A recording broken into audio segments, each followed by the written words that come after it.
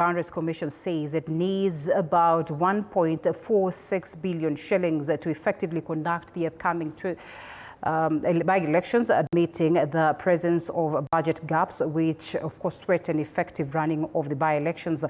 Appearing before the National Assembly Public Accounts Committee, the IEBC CEO, Hussein Marjan, told the lawmakers so far the Commission has received only the budget for about 16 by-elections, which amounts to 788 million shillings, and is yet to get funding for the remaining 8 by-elections.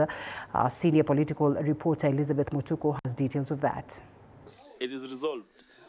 Appearing before the National Assembly's Public Accounts Committee, IEBC officials revealed the Independent Electoral and Boundaries Commission (IEBC) is facing serious financial and logistical challenges in preparing for the 24 upcoming by-elections, even as it races against time to restore public confidence in its operations. The IEBC CEO Hussein Marjan says only 16 of the by-elections have been funded to the tune of 788 million shillings. 8 others remain in limbo due to a deficit of 238 million shillings, as the total budgetary requirement stands at 1.046 billion shillings. Because it's a thorn in the flesh. Every Kenyan wants to know, how are you planning? What are the challenges? Do you have the finances? You are now before the Public Accounts Committee. What is the projected cost of conducting the upcoming by-elections, and how will this expenditure impact taxpayers? We have a total of 24 by-elections. The ones that are funded are 16. And the total budget for that by-election, those 16 by-elections, 788 million.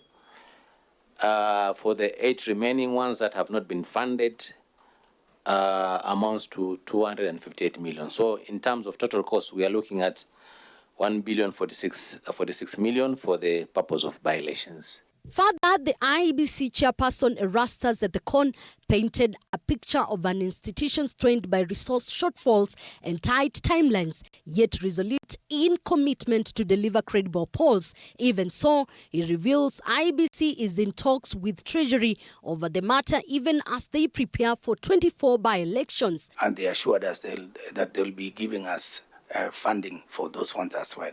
And so we are working with them. There's a bit of back and forth.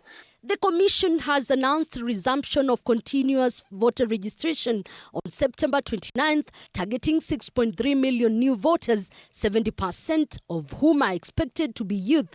Registration desks will be stationed at all constituency offices and 57 Huduma centers countrywide to expedite the process of the continuous voter registration. Once we launch that process, we will give details again to the nation. Members also raised queries on the contentious issue of delimitation of boundaries, though the Con confirmed receiving an advisory opinion from the Supreme Court, but says the Commission will give directives soon. As the clock ticks towards the much-awaited November by-elections, all eyes are on Treasury to see whether they will release funds and allow IEBC to conduct its mandate. Elizabeth Mutuku, TV 47 Parliament Building.